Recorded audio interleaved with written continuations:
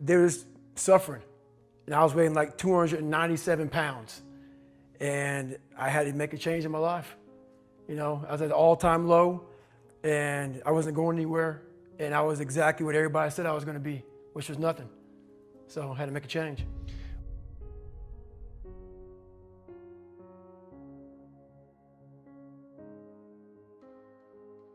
Pure scared kid. And the only way I could find myself was through putting myself through the worst thing possible. I'm gonna say the exact opposite of what the world, today's world, is saying. In the end, like, what would your advice be to that 16-year-old kid who's staring in the mirror, does not like what he sees, but is still running from adversity? Well, my biggest advice to him is that, first of all, he won't like what I say to him. Because I'm gonna say the exact opposite of what the world, today's world, is saying. So we read a bunch of books nowadays. As humans, we want to find out how to be someone else.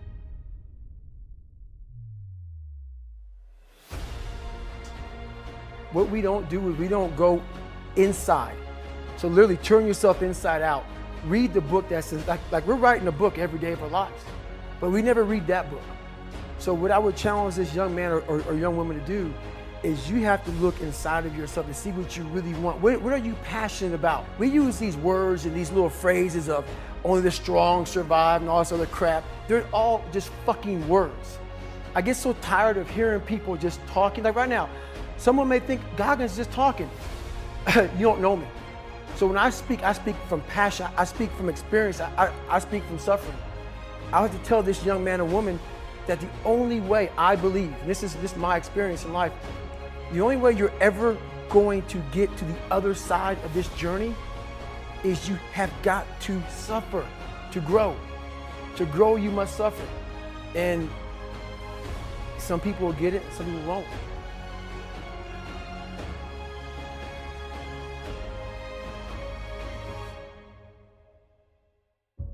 So long story short, what I realized was no one was here to help me.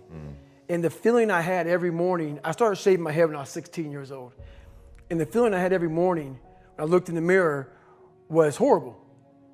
And I didn't want to feel like that anymore. And how I felt was a kid going nowhere, a kid that was scared. And most kids will accept that and look for help. But the best thing that happened to me, no one helped me. No one felt sorry for me. No one looked at me and said, like this day and age, they'll take you in and they'll tell everybody, stop picking on this person. Back then, they didn't care. We are all great. No matter if you think you're dumb, no matter if you think you're fat, no matter if you are fat, no matter if you've been bullied, or no matter if you just got back from Iraq or Afghanistan and you have no legs or your arms or whatever, man, we all have greatness. It just, you gotta find the courage. You gotta find the courage to put your Bose headphones on and silence the noise out of this world and to find it. And to find it because it's out there, but it's gonna take hard work, courage, self-discipline. It's gonna take all the non-cognitive skills. All the non-cognitive skills to be great. You know, smart is good, all this stuff is good, that's all cognitive. It's the non-cognitive skills that set you apart from everybody else. And that's what it's all about. I lied for people to accept me because I didn't accept myself. So I would make up stories so that you would accept me into your world. Everything I did was for someone else to like me. It wasn't until I started reading my own book about how pathetic I was as a human being. I could blame my dad, I could blame kids at school, I could blame having health issues, ADD, my mom not being around. Great mom, but she was doing her thing. I could blame a lot of people. And that's the book I was reading. And I put it off on everybody else. It wasn't until I said, you know what, for me to fix this, I gotta read what the fuck is wrong with David Goggins? I wasn't gonna be a punk kid all my life. So the only way I could turn it around was to suffer. I had to build calluses in my brain the same way I built calluses on my hands. So I broke the Guinness Book of World Records for pull-ups a long time ago, but I failed at it twice. And I did 67,000 pull-ups in trying to break this record. So to do 4,030 pull-ups, I had to do 67,000 for training for that. Wow. And so what I realized is for me to become the man I wanted to become, I saw myself as the weakest person God ever created. But I never blamed God for anything he did to me. So I wanted to change that to be the hardest man ever created. Am I that? I don't know, but you had to have a goal. And my goal when I was sitting there, not going to school, being bullied, having no self-esteem, my goal was the only person that's gonna turn this person around is me. The only way I can turn it around is put myself through the worst things possible a human being can ever endure. And that'd be the only way that I can build this brain to handle anything that comes in front of it, callousing my mind through pain and suffering.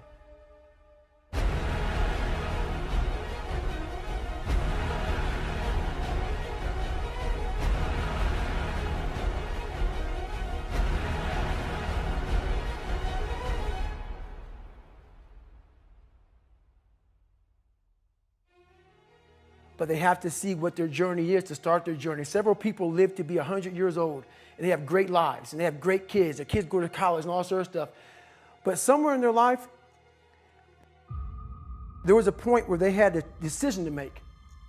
They can go left or right on this path. Left was the easy route. Right was the hard route. A lot of people take the easy route. And they had a good life that way, but the better life was going to the right side. A human being is not so human anymore. We have the ability to go in such a space if you're willing to suffer, and I mean suffer. Your brain and your body, once connected together, can do anything. Motivation comes and goes. When you're driven, whatever's in front of you will get destroyed. And you may have 20 years of pain and suffering to get past it, but a lot of us die never truly starting our journey. And I would tell this young person, you gotta start your journey. It may suck, but it will come out the other side where you're coasting. Stop listening to people who are calling you fat, gay, transsexual, nigger. Everything that is makes no sense. All these insecure people putting their insecurities on you, you gotta flush it out. You gotta just be whoever the hell God or whatever the hell you believe in. If you believe in nothing but yourself, I don't care what it is. You gotta take everything and throw it away. You have to believe in one thing, and that is yourself.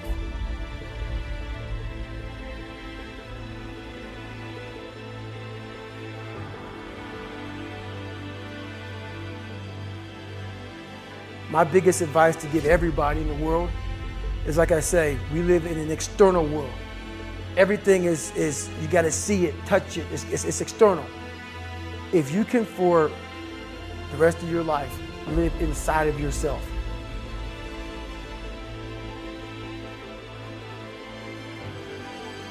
And people may listen to this and say, this guy is sadistic, he's crazy.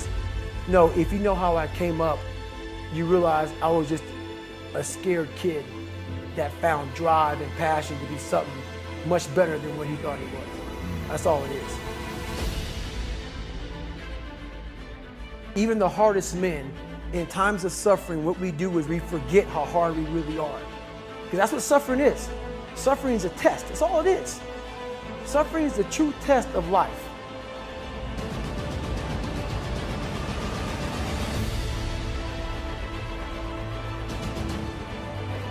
Self-talk and visualization are two keys to my success.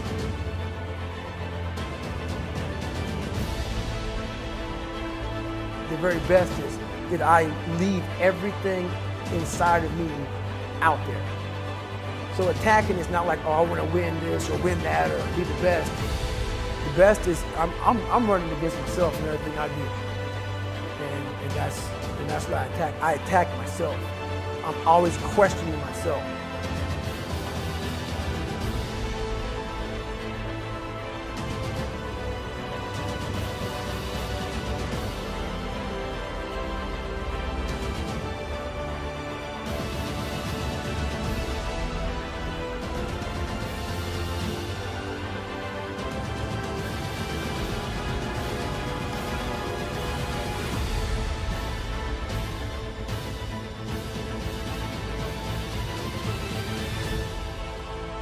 So the things that we run from We're running from the truth. We're running from the truth, man. So the only way I became successful was going towards the truth. As painful and as brutal as it is, it changed me. It allowed me to become, in my own right, who I am today.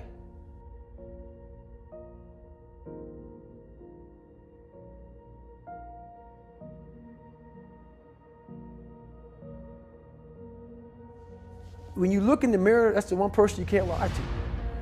So every morning I would shave my head thinking, God, I would reflect back on some of the lies I may have told somebody or some of the ways I acted that I didn't feel comfortable doing.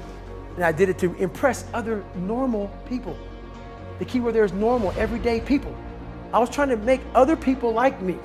How pathetic is that?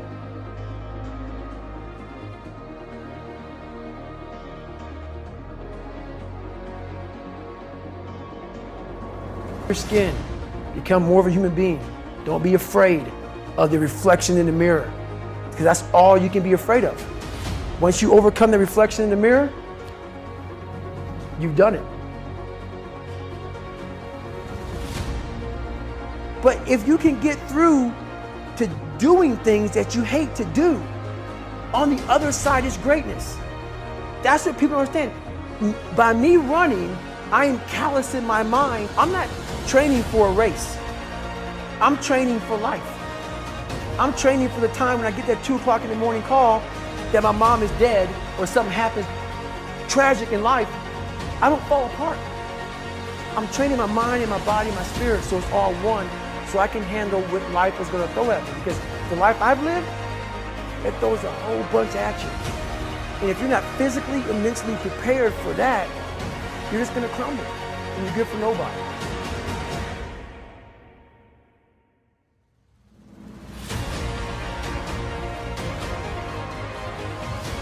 But the mentality of a warrior is very different than normal mentality. You must be that person on that door, get ready to open it, thinking to yourself, if I die, so be it. The only way you can go in that door is knowing there's a great chance you're gonna die.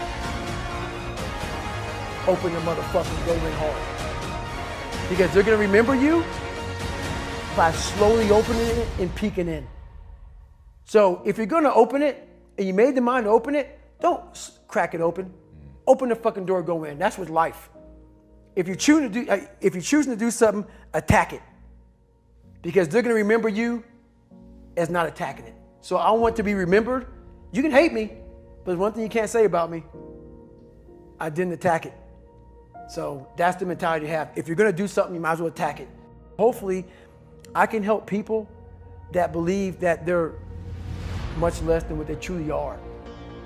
Help them find greatness in themselves. And greatness isn't running 200 miles at a time or doing 4,000 pull-ups or being a SEAL. Greatness is whatever the hell you dreamed of in your own mind. You gotta first see it. You gotta first create this vision in your mind. And then that's when I come into play. Once you create this vision in your mind, it's how am I gonna get there now? And that's when I come into play. But first you gotta create your own vision. And it's not external. It's the vision created is inside of you. So until you create that, I'm nobody to you. I think so many people are keyboard activists, right? Everybody's good at sending a tweet about how the world should be and nobody's doing anything about it. And that is just very much human nature. We've gotten soft as a culture. Yes.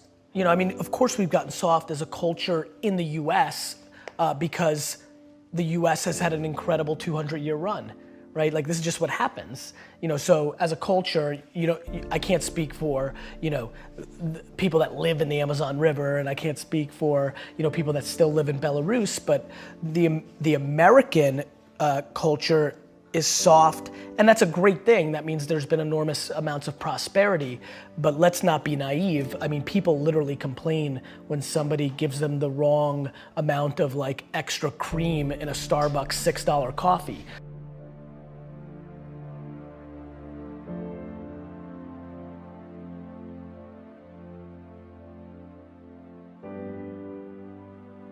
My lack of interest in complaining is so high And when I watch what people complain about, it breaks my heart because they completely lack perspective. And I genuinely believe my happiness and optimism comes from my perspective. Even in political unrest times like right now, a lot of people are very bent out of shape, but the reality is that it's just never been better to be a human being.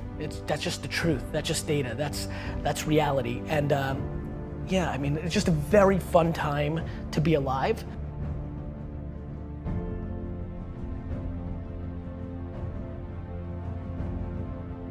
And I think the way people look at the world right now, because it's such an incredible time, is actually the quickest tell to who they are.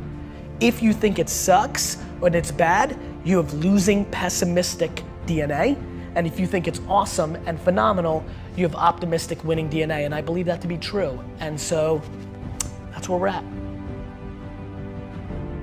We're beating ourselves up.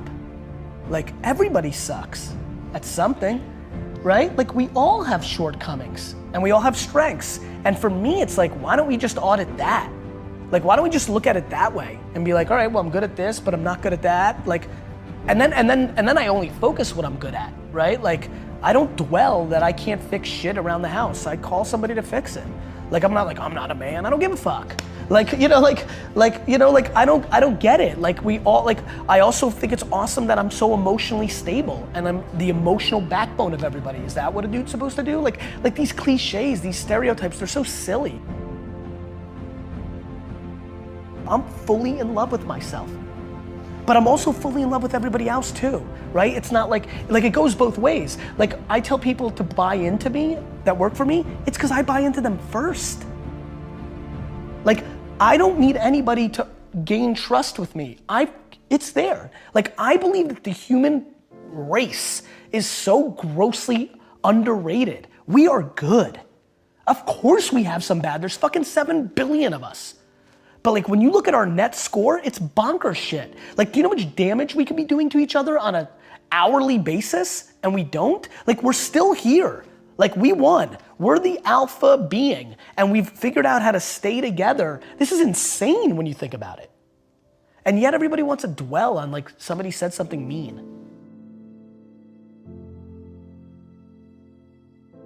If you want to be an anomaly, you have to act like one. Like, people want all these special things to happen, but then they're acting like everybody else.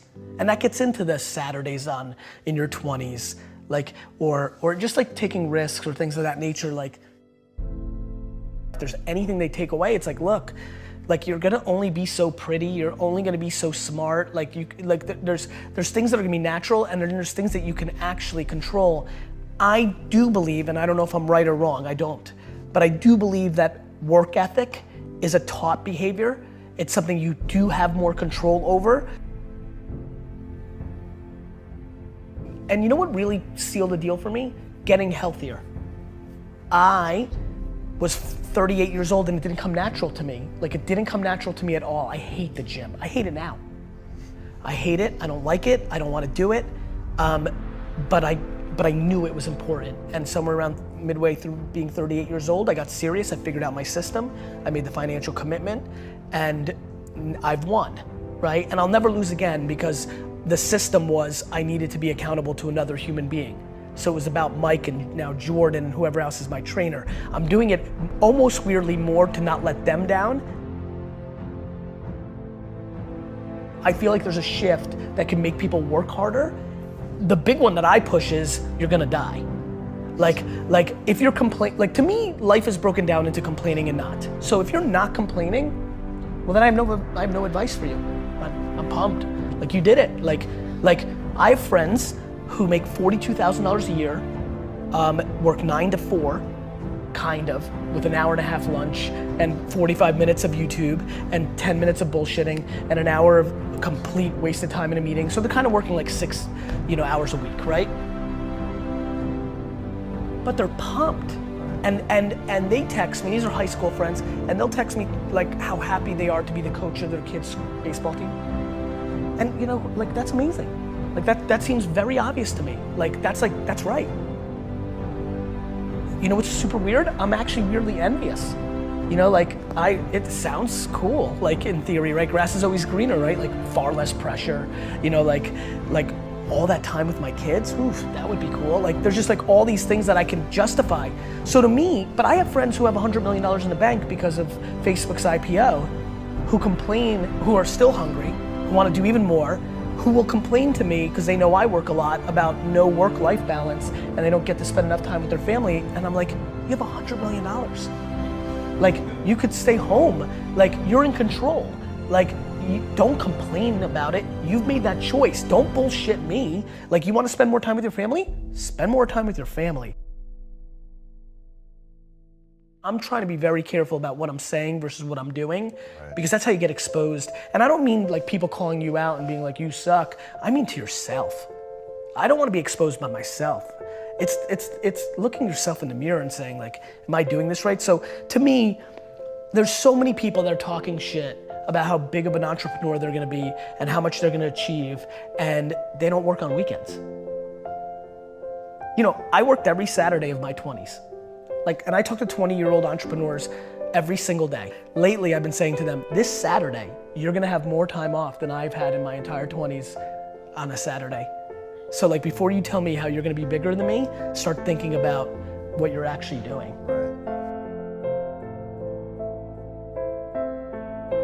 I'm careful to not give advice that I know is uniquely something that I was gifted with. Like, how do I tell you that, oh, here's how it actually works? And it almost started happening, it didn't happen. Like, I actually get goosebumps. Like real heavy goosebumps when I hear something that I know feels right. What's the advice there? Hey, Johnny, start getting goosebumps. Like, there's certain things that I can't talk about because I know they're not practical. They're intuitive to me.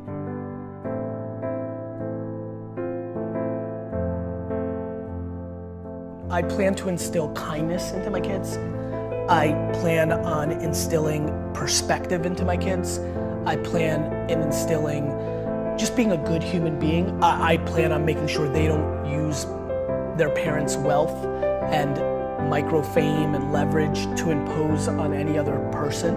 I'm petrified of that. If my kids try to punk their friends on my shit, I'm gonna beat the fuck out of them. Like, that's just loser DNA. You didn't do that. Right?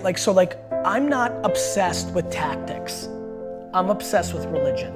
So I have a lot of wealthy friends at this point who think it's smart for them to sit first class, but the kids in coach. It's a tactic. They send their kids to Africa to build a school for a week. It's a tactic. It's like my friends that love the environment. The number 2 sector in the world that is hurting the environment is the fashion industry. When you run the math of what's doing bad to the earth, it's the number 2 industry behind gas. I don't even want to say it because I'm not sure if it's gas and oil. The number 2 industry, this I know for a fact, is the fashion industry. So all my fancy friends who love the environment, are they willing to give up their fucking Louis bags?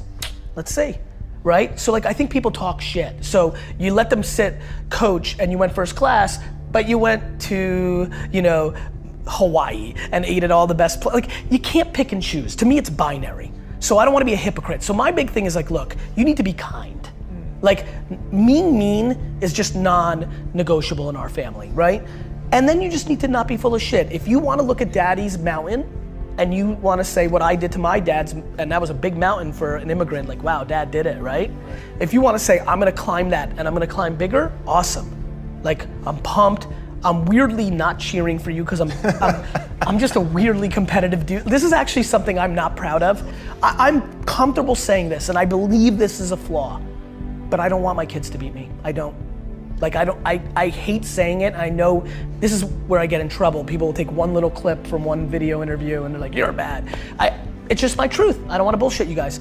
I'm that competitive.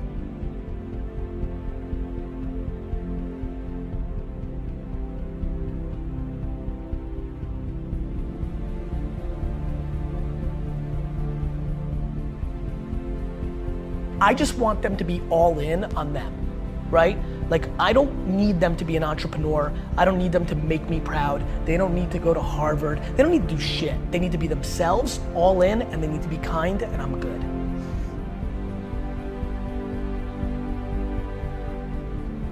Like everybody thinks their stuff is so good. Like every day, Gary, my Instagram's so on fire, it's so awesome.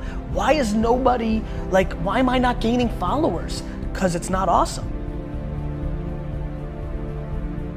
We all think our stuff is the best, and like, I get that. But yeah, that would be my advice, only because that also is liberating. To me, everything's about breathing, right? Like to me, everything is about like, take full ownership for everything, and then everything gets easy, because then you're in control. And then learn how to love to lose. I think that's how entrepreneurship, that's how life is. We all have losses. And so I like losses. I love adversity. I like the climb. I like the chip on my shoulder. I like when people are like, oh, I knew it, he's not that good. That is like I'm even weirdly scared as I continue to ascend and I'm getting popular and what do you say, the marketing leading, like as people start putting these words in front of my name, I'm like, am I gonna sabotage myself to like recorrect this? Like I like adversity. So yeah, all on me. You know, I enjoy losses. Now all of a sudden, like what? You become completely invincible. I feel invincible. I really genuinely, outside of the health of myself and 20 people, feel 100% invincible as a person. I know what my intent is. I want to do good at nobody else's expense. I'm far from perfect. We all are. And so just easy. It feels very light to live life. I'm just in a good mood. Home. And I think modern day parents and most parents do not do that. I think they focus on dumb shit like grades because they are insecure and they want to put the bumper sticker that their kid went to, you know, Stanford. Like it's real fucked up when you really think about what's actually happening. So much of it is misery loves company or people reflecting of what's inside of them.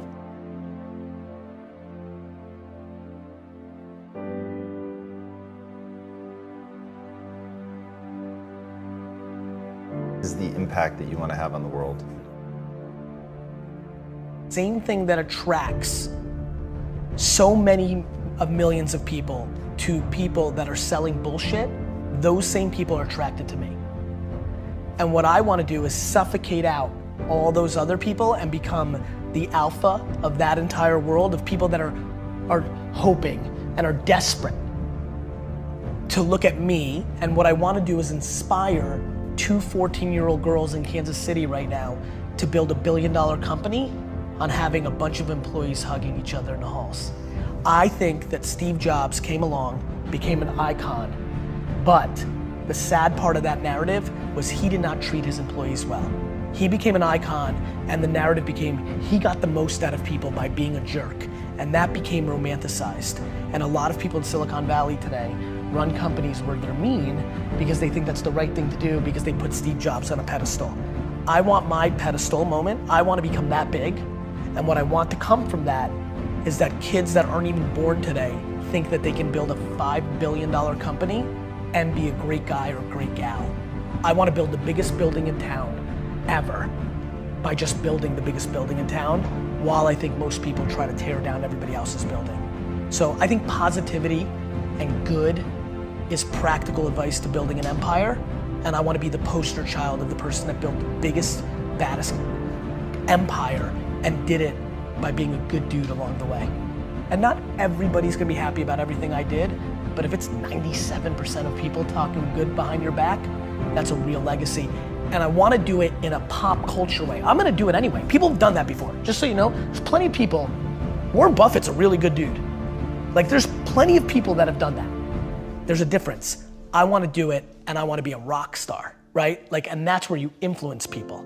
Like, you know, like I want to do it, but I also want to be the most popular.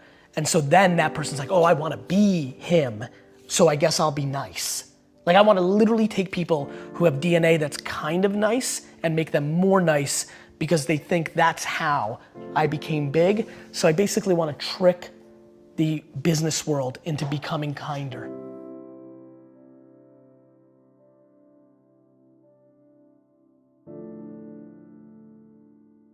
Your brain is like a supercomputer. I stop breathing 200 times a night. We have right now to be able to, and that's why adopt you have people like Mark Zuckerberg or Richer, your heart would explode in your chest.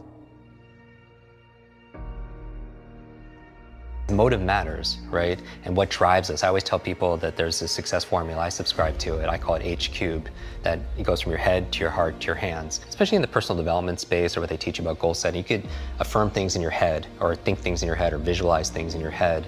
But if you're not acting with your hands, there's something that's missing, right? There's an incongruency there. And what I tell people is like, check in with the second H, which is your heart, which is the symbol of like emotion, the energy of motion. And so I feel like that's the fuel that fuels the car that gets you to take action for something.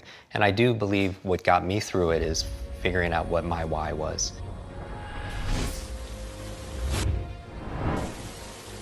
I think some of the most successful people live at the edge of their limits, and they play there also as well. And so whenever I feel in my nervous system, I feel like I can't do it, then I feel like I really must do it, because I feel like how we do anything is how we do everything. Your brain is like a supercomputer, and your self-talk is a program that will run. So if you tell yourself you're not good at remembering names, you will not remember the name of the next person you meet because you program your supercomputer not to. Your self-talk is important, and it is the program that we will run. And I always tell people to keep it positive, keep it empowering, because your mind is always eavesdropping on your self-talk, right? And you have to be careful what you say to yourself because it's this unconscious command. I just did a podcast on habits, right? How to be able to adopt new habits and also delete and get rid of, break bad habits, right? And so a lot of people always want to usually make a change on behavior. They want to get themselves to work out. They want to get themselves to meditate. They want to get themselves to read more each day. They want to get themselves to X, right? Or they want to stop some behavior. They want to stop smoking. They want to stop eating this food. They want to stop, I always tell people, stop checking your phone the first hour of the day.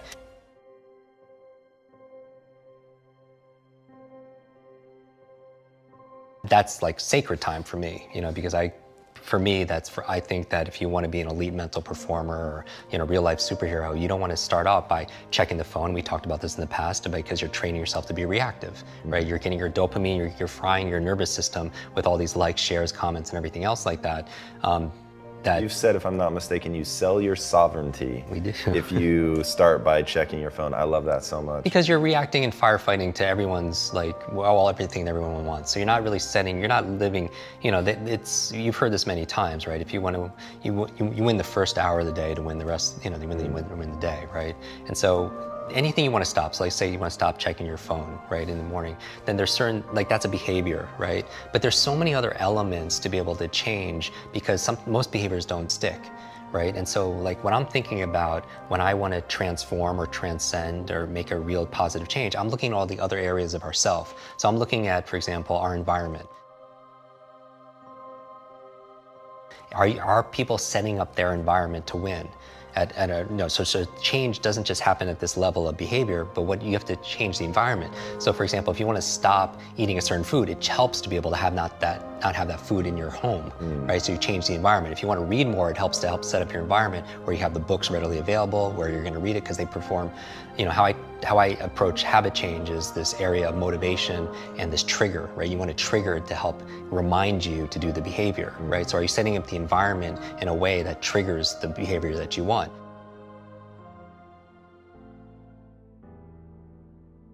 Another level of change that we need to address. Let's say someone's watching this and they have something they want to change, and it's not sticking. Then maybe it's the environment. Maybe you could check about your habits, but maybe it's your beliefs and your values. Some people will not get themselves to read every day because they don't value reading every single day, right? Some people won't. Let's say the behavior they want to change is, we did a podcast on how to remember names. I could teach them step by step on how to remember the name of most people that they meet, yet they won't do it because they don't value it, or because that's not important to them, or they don't believe that they can, right? Just like we talked about earlier, saying your brain is like a supercomputer and your self-talk is a program to run. So if you tell yourself you're not good at remembering names, you will not remember the name of the next person you meet because you program your supercomputer not to. They don't have a belief that enables that. So when I say all behavior is belief-driven, if you want to do this behavior, whatever it is, journal, whatever it is, then you need a belief that allows that to happen.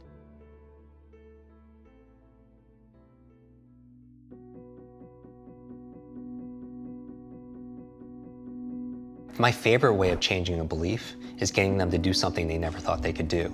because it opens up another possibility. For example, in 1954, Roger Bannister, he broke the 4-minute mile, right? And so, which is amazing, right? Throughout human history, nobody could run a mile in less than 4 minutes. Now, if you look into it, how he was able to do it is he would visualize himself crossing the finish line, looking at the clock, and it says 3:59. Because he knew that success is an inside-out process. That first it had to happen in here in order for it to happen out there, right? Dr. Wayne Dyer has this famous phrase where it's not, oh, I'll believe it when I see it. It's like, I'll see it when I believe it, right? Because it's the opposite, right? And so I always like modeling the outliers where most people kind of dismiss them. I was like, well, what's going on there that allows this person to get this kind of result, right? And so with Roger Bannister, he saw it in here, be able to produce it outside, just like any innovator or inventor or writer or any creator, right? But what was interesting is after that, what happened? Nobody could do it from the beginning of humanity. All of a sudden, one person does it. What happens after that? It was a change of belief, right? Because the belief back then was if you ran a mile in less than 4 minutes, not only would you die, it was your heart would explode in your chest. And like, think about like that would, and I'm a runner, right? That would keep me not just running, that wouldn't keep me from running a 4 minute, that would keep me from running, period, right? And so my thing is like, that was a change of a reference. That shook up a belief. So my goal with people when it comes to learning is get themselves to do something they never thought they could do. And then it opens up another possibility. It literally opens up their nervous system for something, what else could be possible. Now, I would also say that it all plays together where it's not easy necessarily just to change a belief overnight.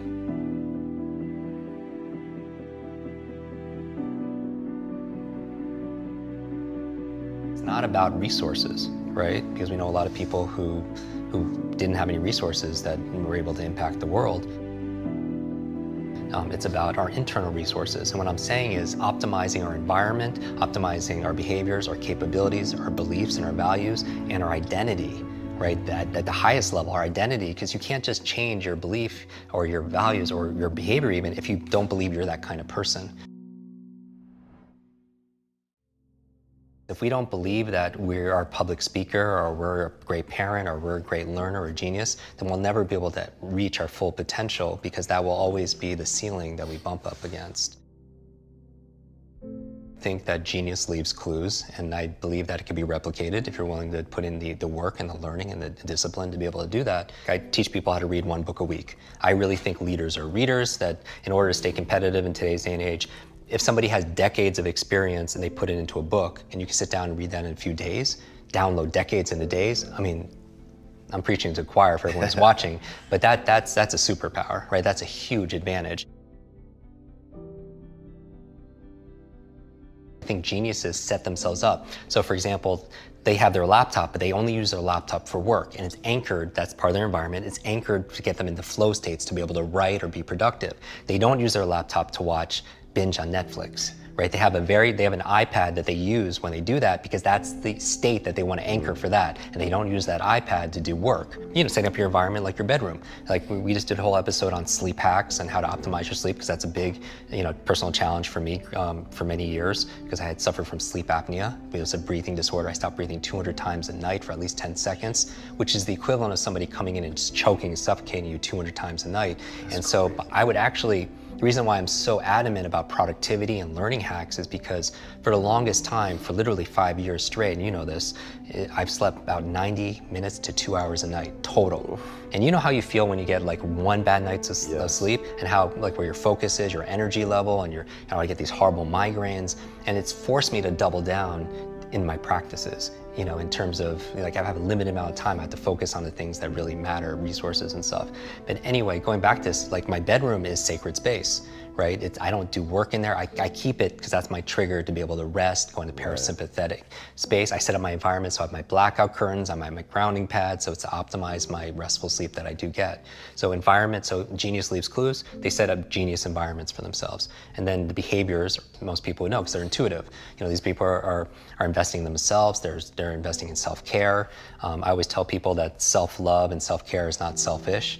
A lot of people, they're there for their friends and their family and their clients and everybody else, but they're not refilling their cup. So I think that we have to be, grow givers, meaning we grow so we have more to give to other people, so we have more impact with other individuals. So the behaviors are reading each day and putting together your to-do list and your I think having your not to-do list is so important. Having being sleep deprived for so many years, I think a lot of people, I'm super sensitized to it, but I think one of the success rituals people should have is just going through and keeping a consistent not to-do list. And I think the most successful genius level individuals, one of the clues that they leave is their not to-do list is bigger than their to-do list, right? They don't check their phone in the morning, they don't take in, everything is hell yes or it's hell no, right? That's their filter system. They don't, they say no to good so they can say yes to great, right? I'm talking about an incredible, artist. I'm talking about an athlete. I'm talking about an advocate, in some area.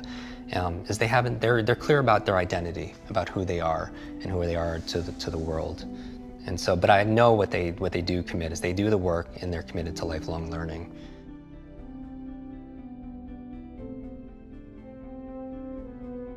Knowledge is power, then learning is your superpower. And I think it's a superpower that we all have. It's just we're not taught.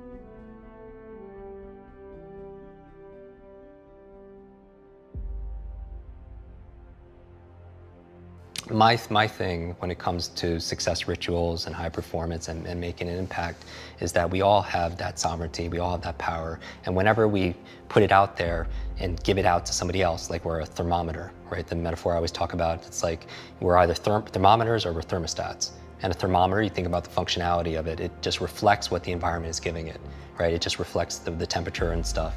But a thermostat is different. It sets a standard, it sets a goal, it sets a vision, and the environment changes along with it. And I feel like our happiness, our joy, our level of fulfillment, our success is all dependent on where we put the locus of control. We have more power than we realize in these cases, and it's hard because we have to fight media, we have to fight marketing that's always telling us about all the things that are going on in the world. But we live in an abundant universe, right? I mean, we talk about the matrix, which pill people are gonna take. And that determines everything. And every single morning, you determine what color pill you're gonna take. And I would say what keeps me going is I have a belief that everything can get better. Like that's my self-talk. When it comes down to what my primary belief is I feel that things can get better, because otherwise if I didn't, then I would just give up, right? And I have too many examples of friends and family and just people I don't know, which are just friends of my mind, that have superseded much more difficult situations than I have.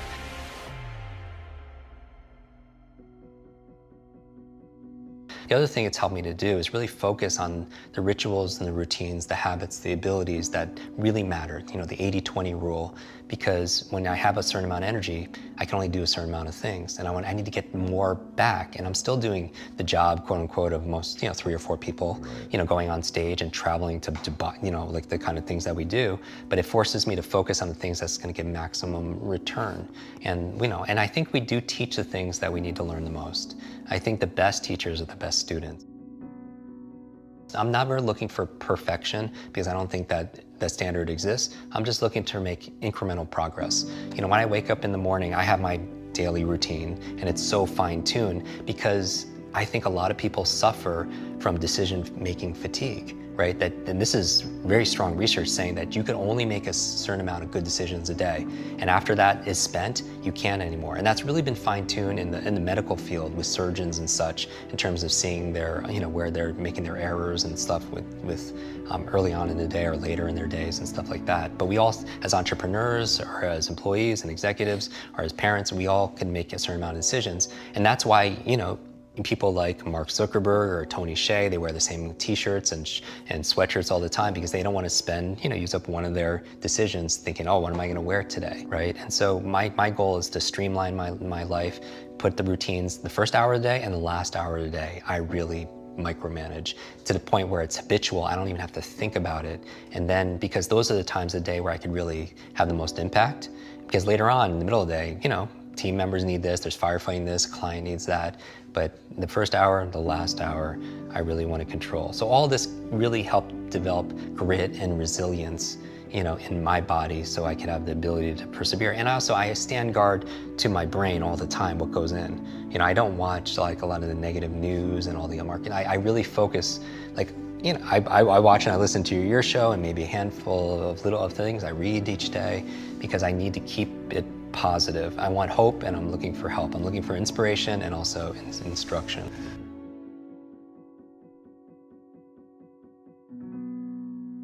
I have yet to give a speech or have a meeting where somebody doesn't ask me the millennial question.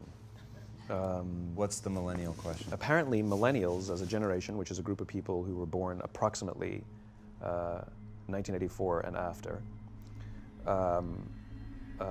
are tough to manage. And they're accused of being entitled and narcissistic, self-interested, unfocused, lazy. But entitled is the big one. And because they confound leadership so much, what's happening is leaders are asking the millennials, what do you want? And millennials are saying, we want to work in a place with purpose, love that. We want to make an impact, you know, whatever that means. We want free food and beanbags. Somebody articulates some sort of purpose, there's lots of free food and there's beanbags, and yet for some reason, they're still not happy. And that's because they're missing, there's a missing piece. What I've learned is that I can break it down into 4 pieces, right? There are four things, 4 characteristics. One is parenting, the other one is technology, the third is impatience, and the fourth is environment. The generation that we call the millennials, too many of them grew up subject to, not my words, failed parenting strategies, you know? Where, for example, they were told that they were special all the time. They were told that they could have anything they want in life, just because they want it, right? They were told, some of them got into honors classes, not because they deserved it, but because their parents complained. And some of them got A's, not because they earned them, but because the teachers didn't want to deal with the parents. Some kids got participation medals. You got a medal for coming in last, right? Which the science we know is pretty clear, which is it devalues the medal and the reward for those who actually work hard. And it actually makes the person who comes in last feel embarrassed because they know they didn't deserve it. So it actually makes them feel worse, right? So you take this group of people and they graduate school and they get a job and they're thrust into the real world, and in an instant they find out they're not special, their moms can't get them a promotion, that you get nothing for coming in last, and by the way, you can't just have it because you want it, right? And in an instant, their entire self-image is shattered. And so you have an entire generation that's growing up with lower self-esteem than previous generations. The other problem, to compound it, is we're growing up in a Facebook, Instagram world. In other words, we're good at putting filters on things. We're good at showing people that life is amazing even though I'm depressed, right? And so everybody sounds tough, and everybody sounds like they got it all figured out. And the reality is there's very little toughness, and most people don't have it figured out. And so when the more senior people say, well, what should we do? They sound like, this is what you gotta do. And they have no clue. So you have an entire generation growing up with lower self-esteem than previous generations, right? Through no fault of their own, right? They were dealt a bad hand, right? Now let's add in technology. We know that engagement with social media and our cell phones releases a chemical called dopamine. That's why when you get a text, it feels good, right? So, you know, we've all had it where you're feeling a little bit down or feeling a bit lonely.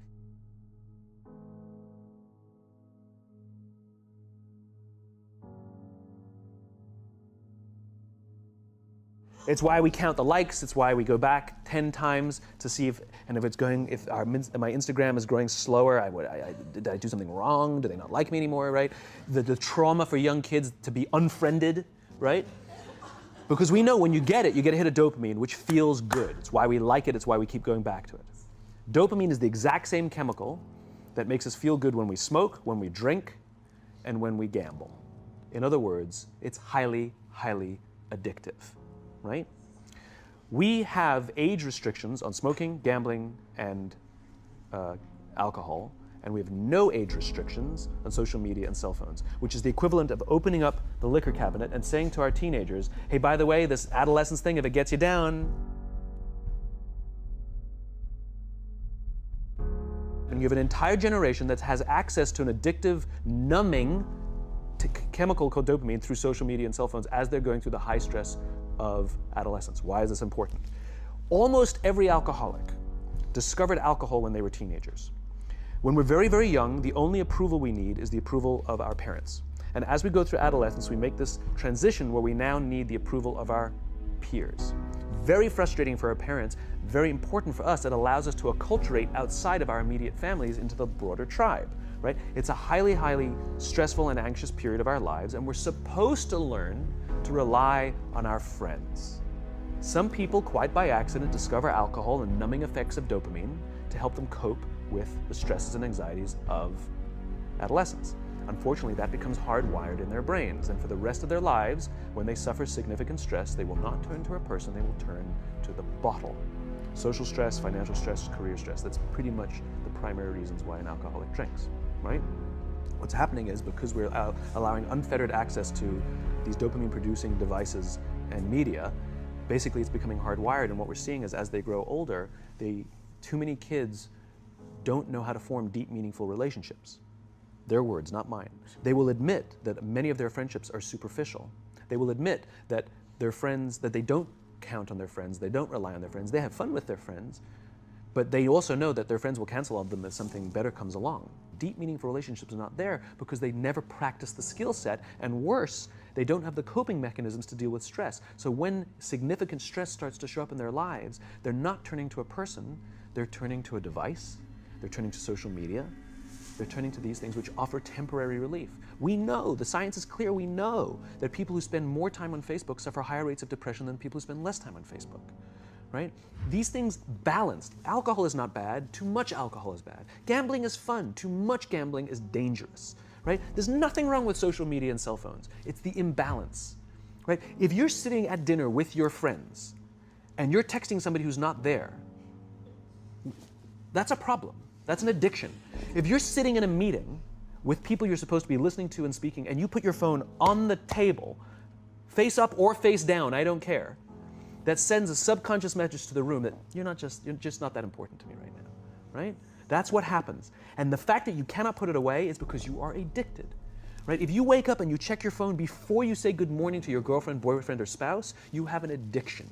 And like all addiction, in time, it'll destroy relationships, it'll cost time, and it'll cost money, and it'll make your life worse, right? So you have a generation growing up with lower self-esteem that doesn't have the coping mechanisms to deal with stress, right? Now you add in the sense of impatience, right? They've grown up in a world of instant gratification. You want to buy something, you go on Amazon, it arrives the next day. You want to watch a movie? Log on and watch a movie. You don't check movie times. You want to watch a TV show? Binge. You don't even have to wait week to week to week, right? I know people who skip seasons just so they can binge at the end of the season, right? Instant gratification. You want to go on a date? You don't even have to learn how to be like, hey. You don't even have to learn and practice that skill. You don't have to be the uncomfortable one who says yes when you mean no and says no when you mean no and yes when you don't have to swipe right. Bang, I'm a stud. Right? You don't have to learn the social coping mechanisms, right? Everything you want, you can have instantaneously. Everything you want, instant gratification, except job satisfaction and strength of relationships. There ain't no app for that. They are slow, meandering, uncomfortable, messy processes. And so I keep meeting these wonderful, fantastic, idealistic, hardworking, smart kids. They've just graduated school. They're in their entry-level job. And I sit down with them and I go, how's it going? They go, I think I'm gonna quit. I'm like, why? They're like, I'm not making an impact. I'm like, you've been here 8 months. It's as if they're standing at the foot of a mountain and they have this abstract concept called impact that they want to have in the world, which is the summit. What they don't see is the mountain. I don't care if you go up the mountain quickly or slowly, but there's still a mountain. And so what this young generation needs to learn is patience. That some things that really, really matter, like love, or job fulfillment, joy, love of life, self-confidence, a skill set, any of these things, all of these things take time. Sometimes you can expedite pieces of it, but the overall journey is arduous and long and difficult. And if you don't ask for help and learn that skill set, you will fall off the mountain, or you will, the worst case scenario, and we're already seeing it, the worst case scenario is we're seeing an increase in suicide rates, we're seeing an increase in this generation, we're seeing an increase in accidental deaths due to drug overdoses, we're seeing more and more kids drop out of school or take leaves of absence due to depression. Unheard of. This is really bad. The best case scenario, those are all bad cases, right? The best case scenario is you'll have an entire population growing up and going through life and just never really finding joy. They'll never really find deep fulfillment in work or in life. They'll just waft through life and it'll be just, it's fine. How's your job? It's fine, the same as yesterday. How's your relationship? It's fine. Like that's the best case scenario, which leads me to the fourth point, which is environment, which is we're taking this amazing group of young, fantastic kids who were just dealt a bad hand. It's no fault of their own. And we put them in corporate environments that care more about the numbers than they do about the kids. They care more about the short-term gains than the long-term life of this young human being. We care more about the year than the lifetime, right? And so we are putting them in corporate environments that aren't helping them build their confidence, that aren't helping them learn the skills of cooperation, that aren't helping them overcome the challenges of a digital world and finding more balance, that isn't helping them overcome the need to have instant gratification and teach them the joys and impact and the fulfillment you get from working hard on something for a long time that cannot be done in a month or even in a year. And so we're thrusting to them in corporate environments, and the worst part about it is they think it's them. They blame themselves. They think it's them who can't deal. And so it makes it all worse. It's not. I'm here to tell them it's not them.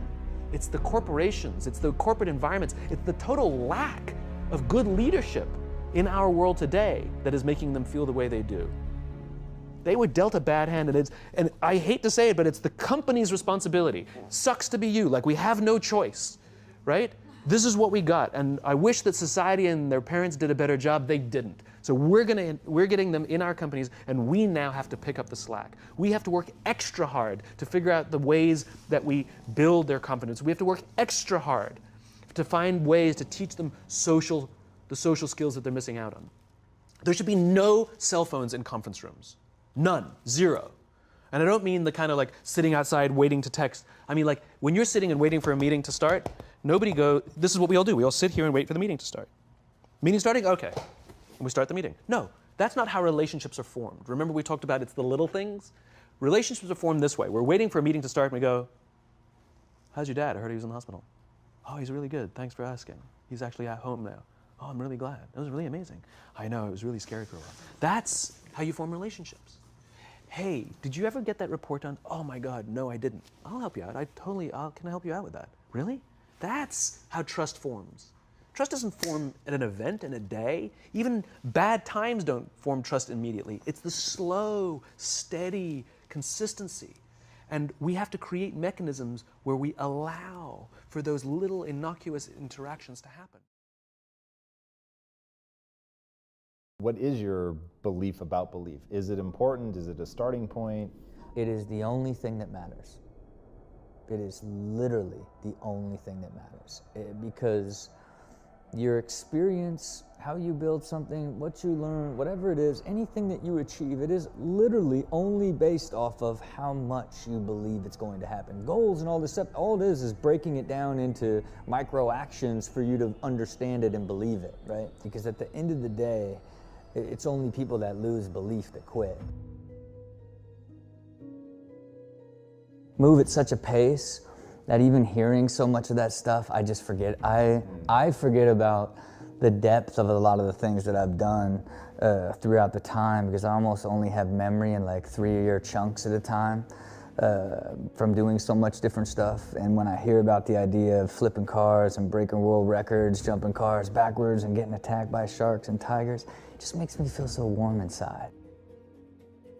It's like a highlight reel, like nobody's highlight reel, that can never be taken away. You know, it's the joys of what something like Fantasy Factory allowed me to achieve, not only from a business and media standpoint, but really from these bizarre highlights of doing all this fun, exciting stuff. I just knew at that point that I would never be diving, most likely ever again. I would never be around 50 sharks ever again. And it was just this moment of clarity that was just like, wow, whatever happens for the rest of your life, look at this.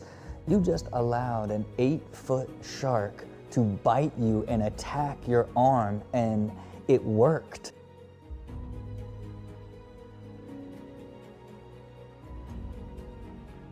You know what I mean? It's like, before I got in the water, it was like, God, this is so dumb. Like, why would I even want to do this? I'm gonna lose function over this arm for this television show. And at the time, you know, they were saying they didn't like any of the cuts and weren't gonna air it, right? And so it was even that much more stressful of like, I'm going down to get attacked by a shark. I think that moment of clarity just allowed me to soak in a moment that I didn't want to forget ever again. For 2 years, I would get up and every day I would rate how motivated I was 0 to 10. And where it became so profoundly effective for me is what I realized is anytime I was under a 5, I would look at the world half empty, right? Mindsets, you pick apart every decision, you just hate you just literally, like, everything annoys you, regardless of what happens. And by just doing that exercise, it made me be able to identify the things that were sucking the energy out of me and driving me below, and I was able to slowly evolve those out of my life to where eventually I just don't ever wake up under a 5. I just don't. I believe progression is the key to happiness, right? It's that expansion of the universe and ultimate evolution, and when you equate it to skateboarding, you learn to ollie, you learn to kickflip, you learn to grind, you learn to kickflip to grind, right? Like, you learn to kickflip to backside Smith, you learn to kickflip to backside Smith, to kickflip out, right? Like, it's these levels, and you can only evolve and progress and become elite if you understand and learn the foundational steps along the way to put all of what you could consider experience together to do something really incredible. And I think a lot of people don't understand when it comes to entrepreneurialism, there's sort of these key elements that you have to understand from a foundational perspective in order to find success, which is ultimately creating a brand, understanding how to operationalize it, and understanding the financial implications of how you do both those things.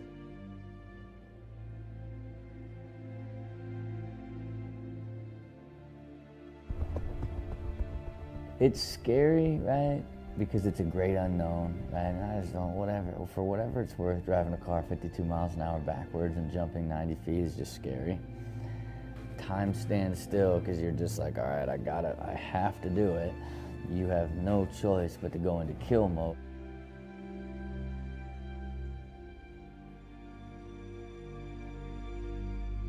So many different times in the world of entrepreneurialism, especially this day and age, it's idea driven, right? As opposed to the battles won or lost and how it's operationalized, and then ultimately the unit economics behind the idea, right? I think that's one of the biggest things that's overlooked in the space, especially this day and age of so many people having an idea that they think can be a successful business and wrapping some sort of service or need or disruption around that idea without clearly understanding how to evolve that into an operationalized business that makes money. It's a huge gap,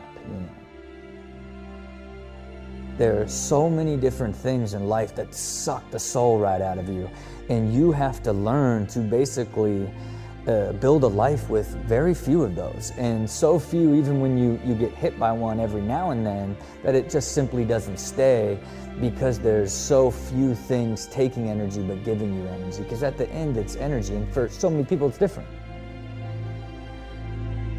I'm not even gonna say it, I'm just gonna to prove it, and that was, truly all the fire that I needed to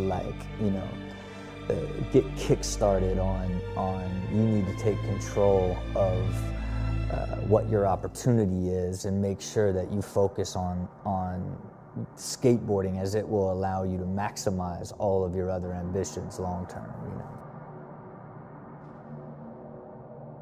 I think I stopped and self-evaluated 4 years ago, right? Where I just evaluated everything, right? Like, what worked, what didn't, and then what do you have left to learn?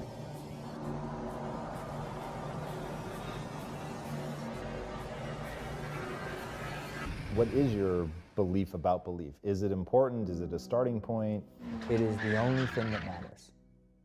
It is literally the only thing that matters.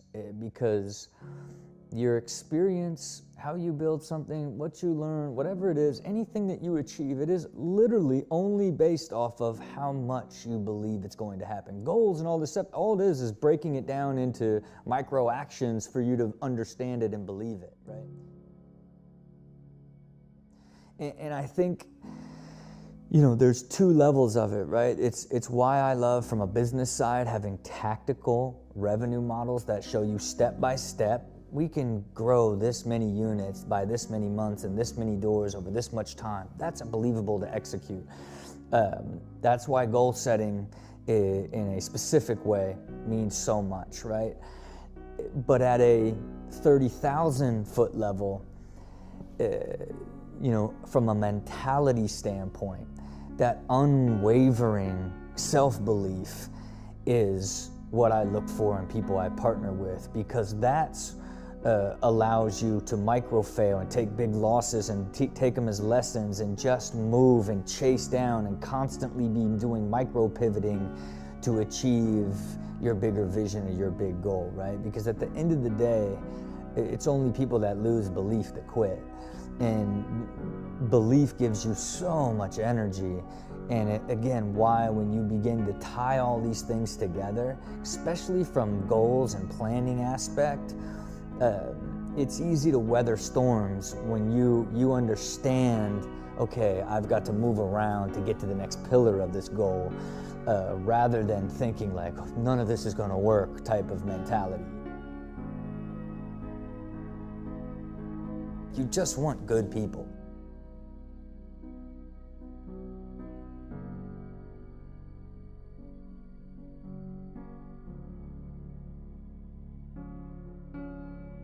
I live without failure, you know what I mean? Like, I live without regret, without pain, without any of the stuff like behind of all the stuff that I went through.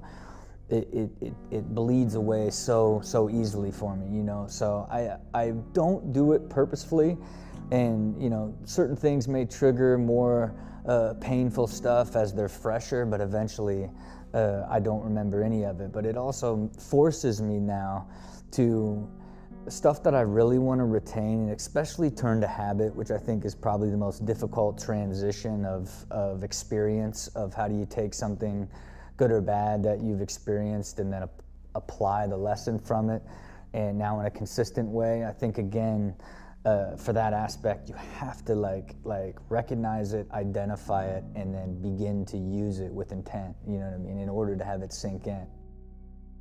Super driven people tend to believe they can be great, they would be great at everything if they just spent the time learning it or knowing it. It's the depth of clarity is the greatest form of peace and happiness, because you begin to now optimize your clear goal. As you begin to optimize it, it becomes so much more believable.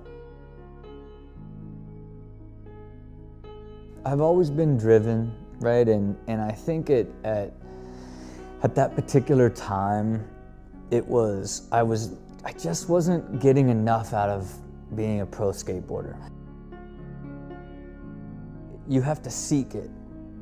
You have to seek like life mastery. Your first thing is like, what is your entire life look like, right? It's very difficult, and I think younger people struggle with trying to like look it forever and trying to design a life, and then now evaluating every single opportunity based off of how it fits into that core master plan.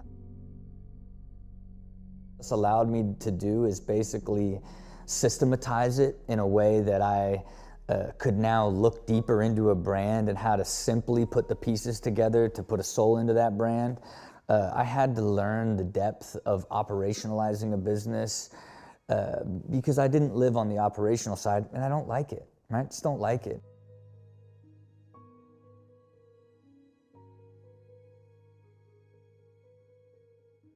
It just opened up this insane level of deep clarity, because then you start thinking about time and energy, and okay, how do you systematize your life to stay balanced and what I like to call just living in the energy.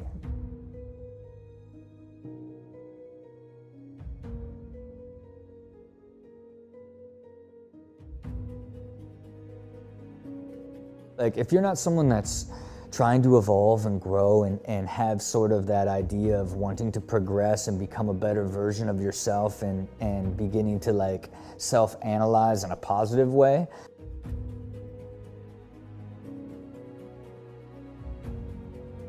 relentlessly consistent, right? It is like, this is who you are and how you are. Consistency is the only pathway to greatness, and ultimately it's the only pathway to trust. Excited about, but it's only fun if it goes like this, right? It's like the business that you stumble out the gate and then you're in no man's land, and then it's like, when do we let go of it? Like, even the emotional side, I had to learn to, if my passion is creating successful, sustainable businesses, you also have to detach yourself from being emotionally invested to everything that you do.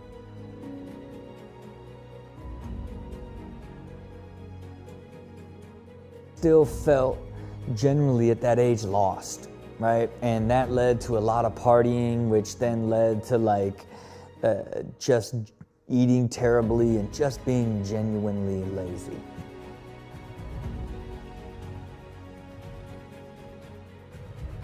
Your fire comes from the desire that you have to realize the passion. You're more compelled to execute it. You're not proving someone wrong or looking for some sort of material aspect of it. It's really more who you are as an individual.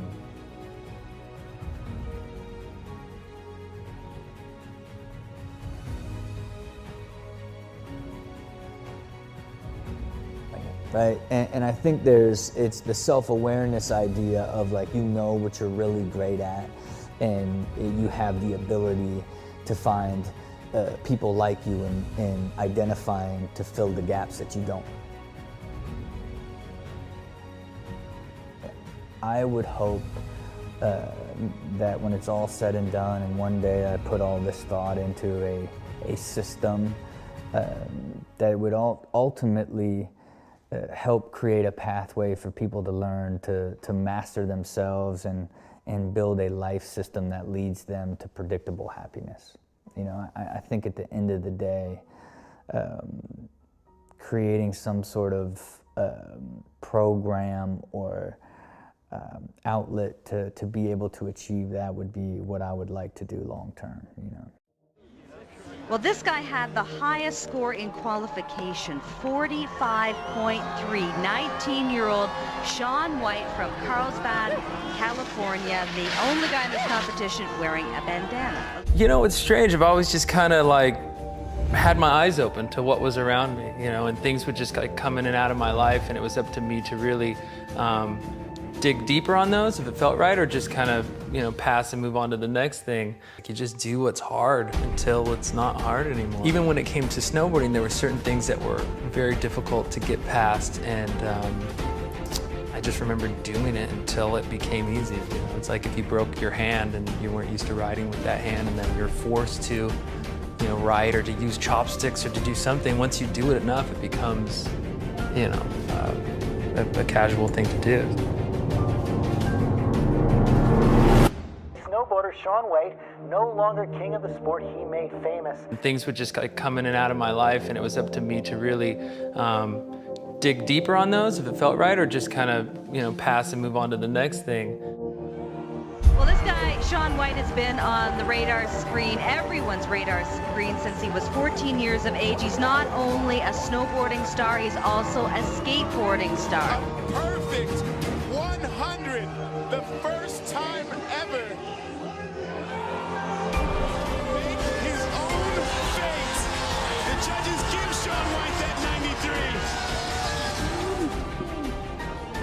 There it is, a 98.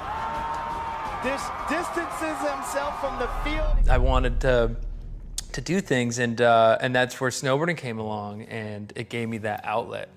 And you know, it was fun and it was cool in the beginning, and then my parents were like, oh, maybe he's pretty good at it. People around the mountain are telling them I was pretty good, and so they put me into a competition, and it was a race, and I won. You know, I was pretty fast, and so This is like at 7, yeah, right? like 6, 7, and And I'd skied at 4, if you call it skiing. I basically, like, I wasn't allowed poles because I would hit people. I was like really into the Ninja Turtles, and I was just like, I had moves, I thought I had moves, and so yeah, I ended up not allowed poles, and then I would just like go into the trees and they'd lose me, and they'd be all worried about where I was and what would happen, and so they're like, oh, we'll put him on a snowboard. He'll be falling, we'll keep track of him, it'll be great. And so obviously I figured it out pretty quickly.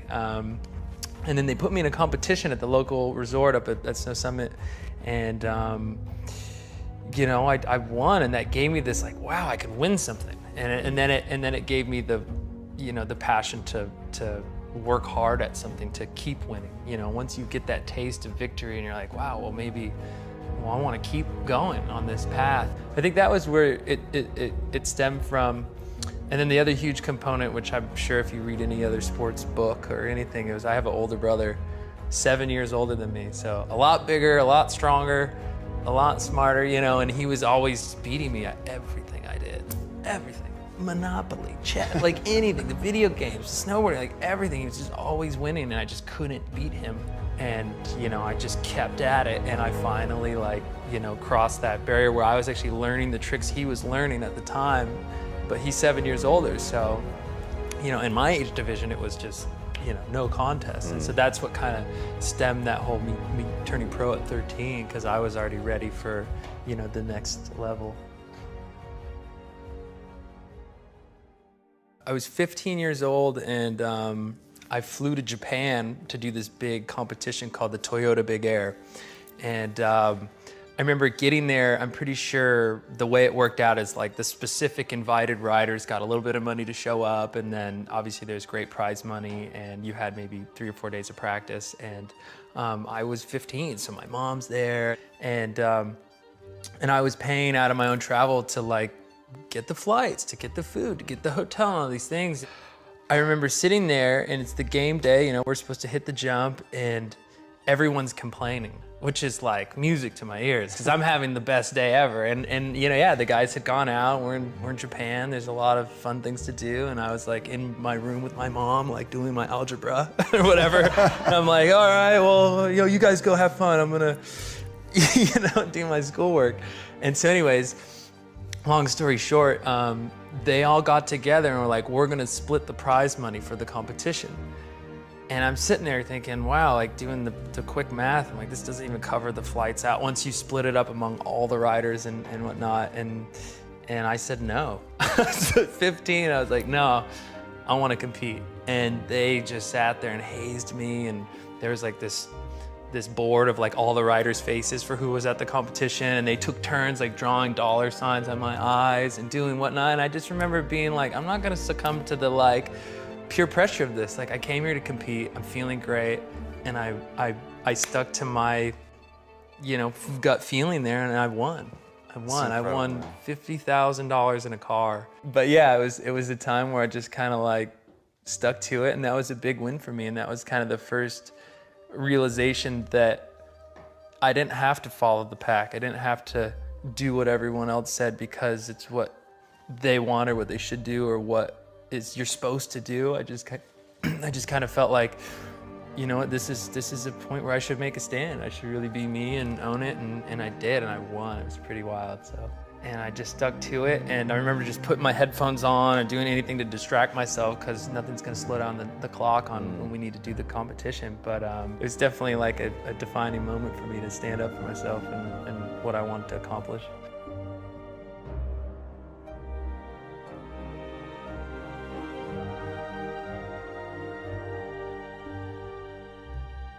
What's the nature of competition for you? Like, what does competition mean? It's a multiple of things. I mean, it's a chance to, I guess, go out and show, you know, the hard work that's been put in, and to kind of display it for everyone. Your chance to show off in a way, and in another way, it's a chance to access some deep part of yourself that is gonna do something you never thought you could do or would want to do. You know, and I have trouble now that I'm gotten a little bit older. I've just turned 30, and And, you know, unfortunately you think more. I feel like, you know, I'm like, it's pretty icy today. It's a little windy. I feel like tomorrow, and now I got the weather report. I'm like, it's gonna be better tomorrow. We should definitely come back tomorrow, you know, and like procrastinating. But like, you know, it's your chance to do something great. And I strive for those moments, and I wish I could recreate them in the normal life setting, because it changes from I want to do this new trick to I have to do this new trick. And it's the best because it takes that seed of doubt out of your mind.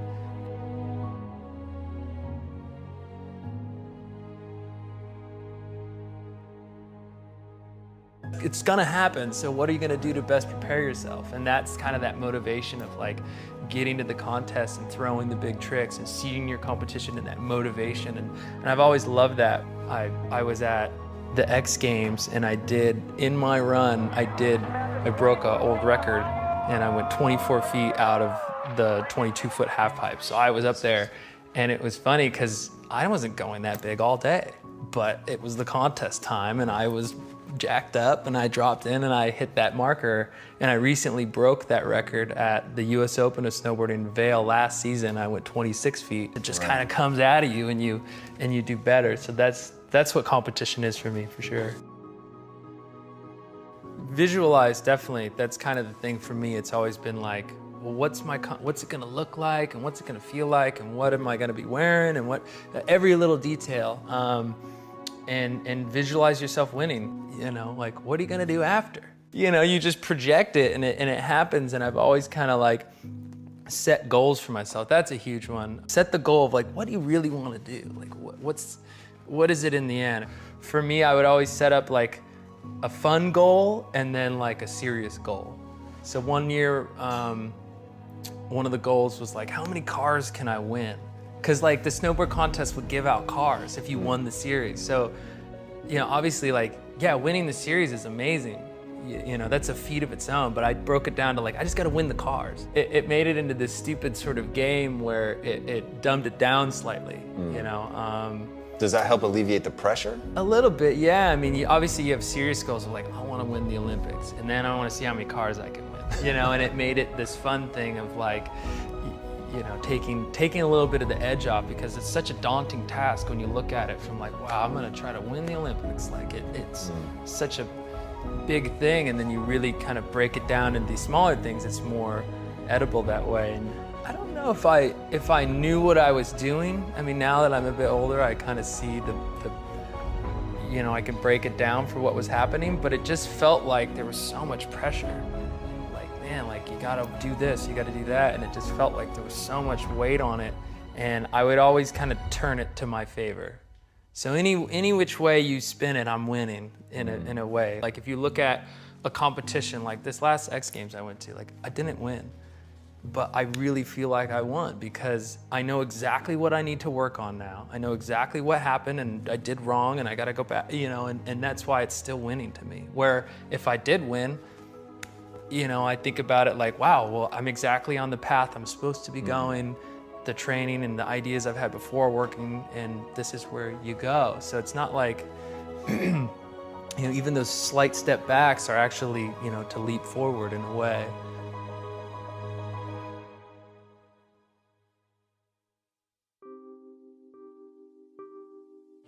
So when do you plan to be at the X Games? As soon as possible. I'm looking for this guy. This guy has world-class skater written all over him. Good luck, Sean. Looking to better the situation, you know, and I've been to contests before where I really wanted to win and I put everything on the line for that event and I didn't win. And I went like, man, you put too much pressure on it. In business, you can fail here and there, and it's the same idea of like trying something over and over and just finally cracking the code on it. And then once you get that win, you get that experience and know that you can succeed, it's that like I said in competition, that seed of doubt goes away and you show up to win every time. That's the only option, you know, and once that's the only option, it's even more obtainable. If I asked you to do a feat and you actually accomplished it, you have that knowledge now going back to do it again. Well, oh, I've already, you know, jumped over this, or I've already done this thing in business and it's old news, and you go in with even more confidence than you had that it took to win the first time. So, you know, you have that in you, and projecting that positive thing always just leads to better outcomes either way, and even with pressure as well, when people say like, how do you deal with the pressure? And I'm just so thankful for the pressure. Like they're like, everybody thinks you're gonna win the Olympics. And I go, well, if everybody thinks I'm gonna win, that's great. Like that's a lot of people believing in me, thinking that I can do it. Hey, maybe I just might be able to do it. If you, instead of letting it weigh me down, like, oh my God, all these people are expecting this from me, and I'm expecting this from myself, and it's just too much, I can't handle, like, no, it's such it's a blessing. It's a great thing to have people counting on you and needing that, and it's all kind of leading up to that sort of like, you can win, you felt it before, you know it's obtainable, everybody else believes in you, it's like your team rather than letting it weigh you down. So if you can kind of put that subtle spin on things and use it to your advantage, is always a better scenario, and I've let the pressure get to me before, and it just, well, that didn't work. Like I was terrified this to happen, and and you learn from that and you go on. But yeah, there's always lessons to be learned. Even learning tricks, it's the basic thing. It's like a math problem. You're throwing solutions at it, and you finally, the numbers work and it clicks and it works out. Same with snowboarding and jumps and learning a new trick. You learn the very important lesson and simple lesson of what not to do. And hey, I tried this. You watch the video. Oh, I took off wrong. I'm going to try it again and again and again and again. And you get to a point where you get the confidence, you get the muscle memory, you get the ability to then do that trick. And now it's yours, and then you can do it at a competition when it really matters. The practice, like you said, it's something you kind of get over time. This year, I've decided to do every single competition that I can enter, just because I know that getting to that pressure scenario when I was younger, I didn't think as much. I would just throw my tricks and that was it. But nowadays I need that extra motivation, that coaxing into it. And to get rid of that seed of doubt, I show up at contests now. So it's kind of like knowing yourself as well, and knowing your strengths and your weaknesses, and kind of sticking to that. Like, what are you really good at and what are you not? And being real and honest with yourself about it. There's a difference between like working hard at something that you're not good at and forcing it. And that's kind of the inner question you have to ask. But I've always found that to be kind of a truth for me.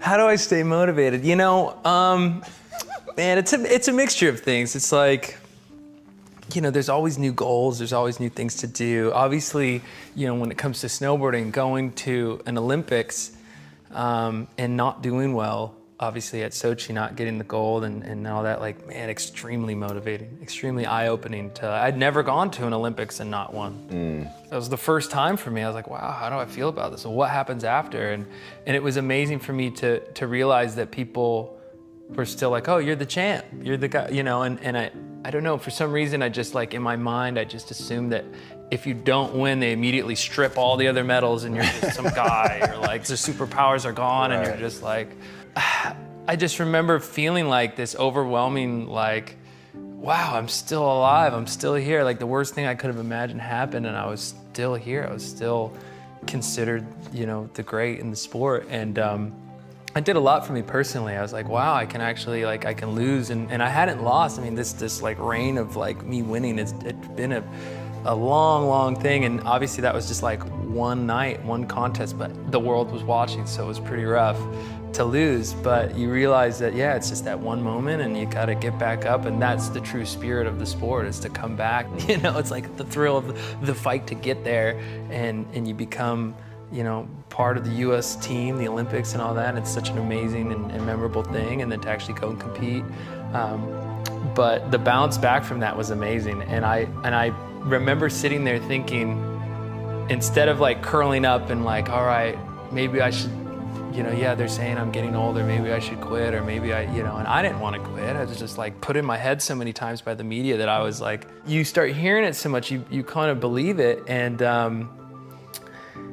I remember sitting there thinking, wow, like, well, I don't feel that way, and I'm not done, and I don't want to be done. And obviously there's other things in my life that were capturing my attention at that time, but I don't know, the thrill was still there, and I had newfound motivation from not winning. And I remember thinking, I'm gonna do more than I've ever done after an Olympics. Wow. this time around. Because normally what happens is you get this kind of flood of like, hey, you know, this company wants to endorse you, you're the Olympic gold medalist and blah, blah, blah. And you totally deserve to do that. You won, and it's kind of like the quick money that comes your way, and before the world turns around, it's off to the next thing. And I wasn't getting those floods of offers. I was getting offers still, but it wasn't like the quick, you know, gold rush sort of scenario. And I was like, well, what do I want to do? What do I truly want to do? And since that Olympics, I mean, in business, man, I no longer ride for a mountain. I'm a part owner in a mountain resort, Big Bear Snow Summit and Mammoth Mountain. And yeah, I still compete, but I now own my own competition series, music festival series. I've changed my boys' clothing line to a men's clothing line because it fits my, you know, vibe of who I am today, not who I was before. And I always felt like snowboarding's been a part of my, it's not me, it's not my life. Like it's what I do for fun, and it's what I do competitively, but it's not who I am. Pretty much gotta have fun, really like skating, do it for you and only you, not just because it's like, oh, I gotta win this competition, I gotta do this, gotta do this. Just have fun with it and just practice a lot, you know. Try your hardest. It'll come. This guy, Shaun White, has been on the radar screen, everyone's radar screen, since he was 14 years of age. He's not only a snowboarding star, he's also a skateboarding star. Impact. You know, like I touched on in the beginning, is that like, yeah, snowboarding is a part of my life. It's definitely not my life and all that I am. And so I feel like my thing that I would leave is that I hope to be looked at as someone that really didn't, you know, see the boundaries of what you should and shouldn't do, that I just kind of, you know, I did the road less traveled, you know, I did the things that people said couldn't be done. It's kind of the goal for me. It's a pretty damn good thing to leave behind. So, that's it.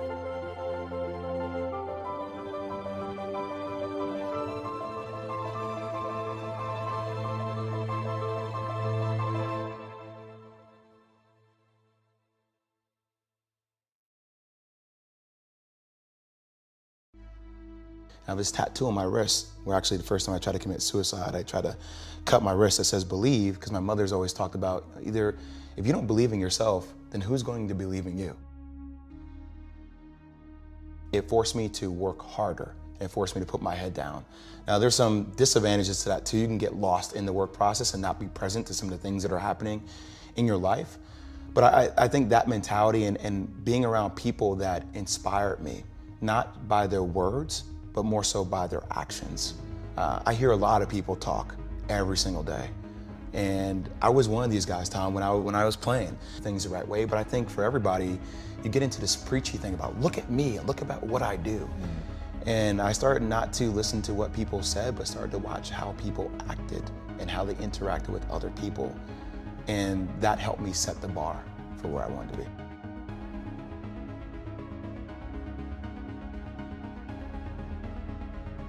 Anymore, I think I always want to get better. I think I'm a little bit relentless in that capacity.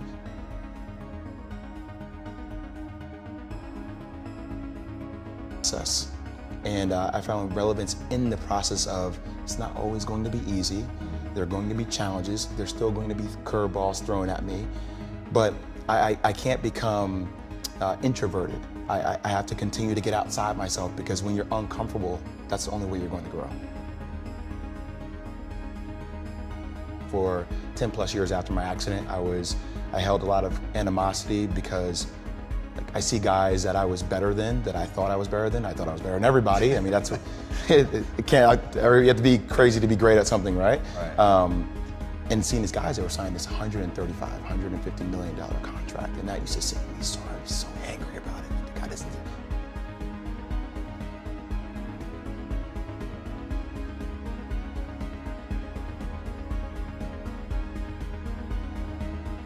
You know, why the hell me?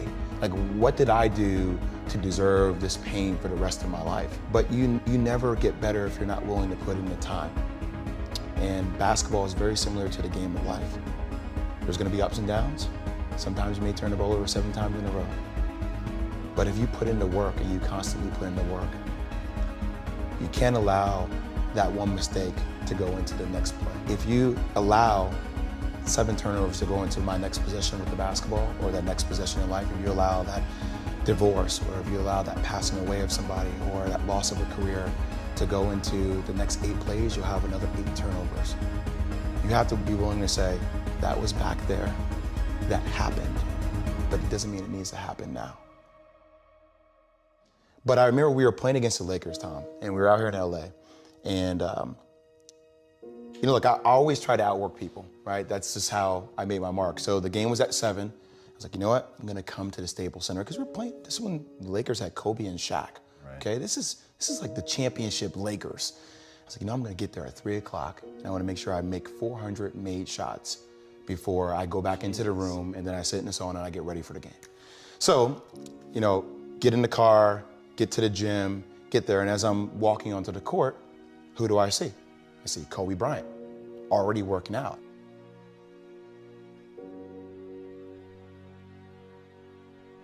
So I put my sneakers on, and so once I set my foot across that line, I started working out. And so I worked out for a good hour and a half. And when I came off, after I was done, I sat down, and of course I still heard the ball bounce. He was working out, like, it looks like he was in a dead sweat when I got here. And he's still going. And it's not like his moves are nonchalant or lazy. He's doing like game moves. Get in the sauna, get ready for the game. That game, he drops 40 on us, okay? And after the game is over, I'm like, I have to ask this guy. Like, I have to understand, like, why he works like that. So after the game is over, I'm like, hey, Kobe, like, why were you in the gym for so long? He's like, because I saw you come in.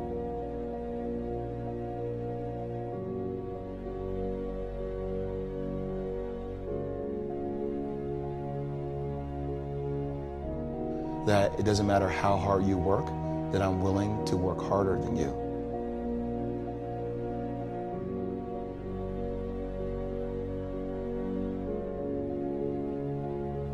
And it was the first time I started to see this level of competitiveness where I said, I need to start doing more.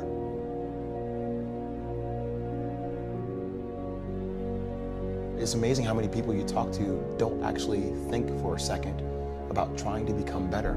You're so busy in the minutia and the clutter that you're running through your life with your head down. And it was the first time I had to sit and evaluate.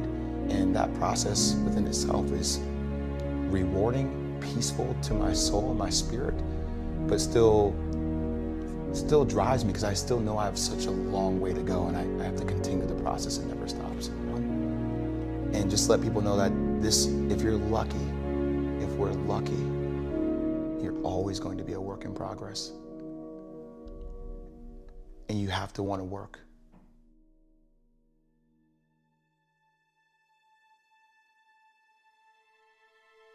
And she said, you know what, if you were to allocate a percentage of the energy that you put into your career, into yourself, and learning more about yourself, and learning more about yourself in relationships, you'll be successful. And it was the first time I had to sit back and say, wow, it's really powerful. Because I think a lot of people, when you have to start addressing other things, you get mentally tired. When there's an unknown, something that you haven't felt like you mastered, I'm unsure about it, when it gets frustrating, like, you know, who are you going to be? Are you gonna be that person that wallows in their self-pity? Or are you gonna be that person that says, you know what, okay, I did this wrong, I did that wrong, but how can I be better? And I think that's what I talk about, that relentless mentality to want to be better at just life in general. This muscle here, since I lost my nerve, it's gone away. And I have drop foot. So my game had to change. And very much like life, you're used to doing one thing at 21 is different than when you're 35 years old, right? And I had to be open enough and vulnerable enough to accept the fact that my game had to be different in order for me to be effective. But like I said earlier, it's so hard when my brain sees things and my body before. I guess this is a gift of being an athlete to that caliber. Right, I see it gone, right? If I bring the ball down the court and there's a screen coming, you know, to your right, and you glance over, if I see your eye glance within that split second, I'm gone. Because I see you take your eye off of me. So now all of a sudden my game's changed at 21 years old. Now all of a sudden that first step is like, it's molasses. It's non-existent, right? So now am I willing to say, I'm not that fast anymore? I have to work you into the screen. I have to take my time. I have to actually come off shoulder to shoulder. I have to use my body more to create separation. Hey, my jump shot wasn't the best. I have to be a better shooter because I don't have that explosion anymore. And a lot of people say, hey, that seems pretty easy, but to mentally accept that I'm a different person now, and to help other people see I'm a different person was challenging. And the major part that was the most difficult was seeing myself. So as an athlete, I was used to people looking at me in a state of awe, right? And it was something you thrive for, you work your entire life for. So when the kid or when somebody would come up to me, they're like, oh my God, Tom, like, your show is amazing, right? And you're used to that affirmation of what you do. You're like, all right, it's worth me putting the time. Whereas that look for me changed, and that look really made me depressed too, because it was a look from, oh my God, you're amazing, to a look of, oh my God, I'm so sorry. Right. Or what happened? Or you used to be that guy before you messed up. And people don't say things maliciously. They say things more so because it's awkward and they want to start a conversation. And those things would drive me insane. And Tim forced me to talk to him about those things. It was the first time I started having conversations. I'm talking like on the court. I'll be on the court doing a drill, and he's like, you have drop foot. And all of a sudden I would attack the drill a little bit more. And next drill, he'd be like, it used to be that guy, you were good. And I would, let's get up more shots. So he started to find ways to motivate me and started to take the anger out of the equation for me too.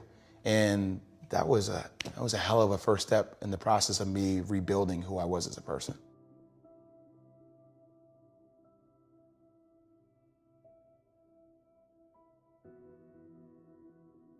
For 2 or 3 years, I thought I was living a fucked up dream. And I kept waiting to wake up. Tim was the first person that forced me to talk, just to talk. And it's amazing when you just open your mouth and you start saying how you really feel about stuff. I mean, think about how many people really say how they feel. Virtually nobody. Exactly. I associated bigger with monetary value. So for me, it was like, hey, I could have made $250 million in my NBA career. How do I achieve that? Right. Like that's the goal. That's what bigger means. And bigger has changed for me to now meaning impact, right? So yes, I do want to have my own media network one day. I do want to help other people film content. I love content, but I rather it be, I don't worry about the money now. The money's gonna take care of itself. If I impact people, the rest will happen. Mentally, right? Like that's a story. Like that's a story that should be cherished for younger kids out there, for older people out there. It doesn't matter. You don't have to come back and do what you did before and do it exponentially better. You have to come back better as a person and really value that process. Like that's a comeback. Like that should be an American story. You approach things with a completely different mentality than a person who feels like they're going to be a victim. You start becoming the hunter again. And the more you can stay with that hunter mentality, it will pay dividends down the line.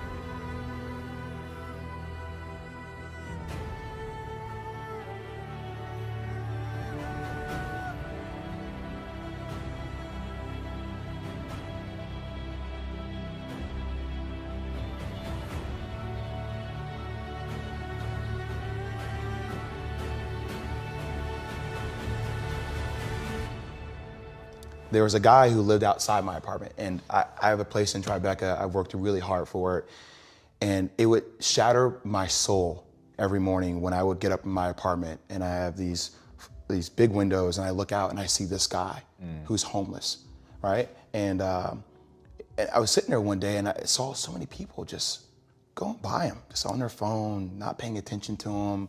Not that he was looking for attention at all.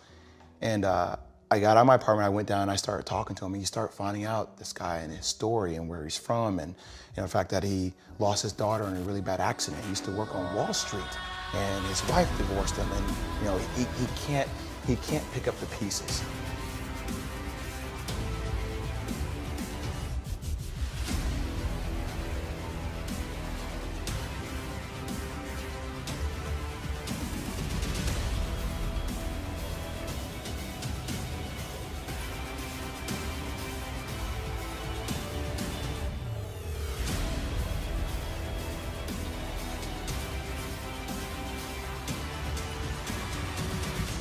But he said something that was so powerful to me.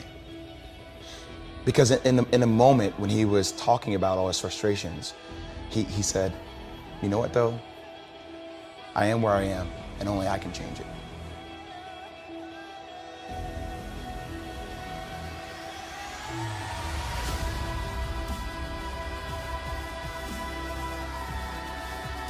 You know, as much as we're talking, you are the only person that could change it. At the end of the day, people can want to help you as much as they want to help you. And I don't think complaining is the answer either.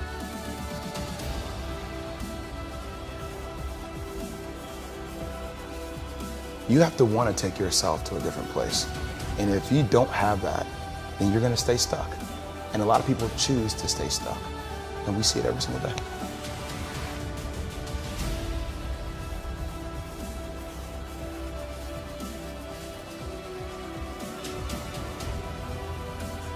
And you know, people say, I can't believe you got yourself out. I'm like, I'm still getting myself out of it. And it's never going to stop. And that's a good thing, because it could have stopped on June 19th. And if it had stopped on June 19th, 2003, how sad would that have been? That I wouldn't even have been able to spend time reflecting on the shit that I was doing.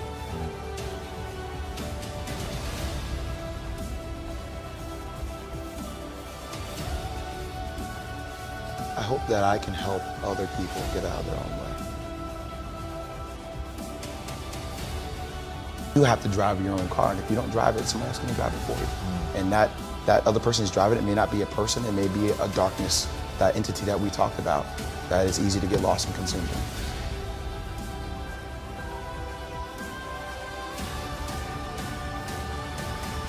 I'm still clawing. I don't think you ever claw your way out.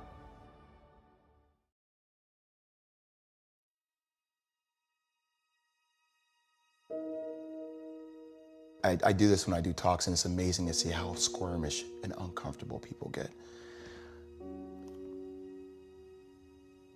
You hear that? That's the only person you're dealing with is you when you're quiet. It's fascinating. It's fascinating to look inside yourself or to spend time with yourself. And whenever I do a talk, or when I talk to people who I think are going through a lot of pain, I first tell them, okay, I understand what you're going through, but you just need to stop for 1 second. Because what we have a tendency to do is we over-inundate ourselves with other things that really don't matter, to keep ourselves busy, to keep not thinking about the things that do matter. So once you're finally able to stop yourself and you're present with yourself, you have to go back and you have to address it. I'm not saying that you're gonna find a conclusion right then and there, but you have to recognize that whatever happened did happen. And I try to push people to find silver linings.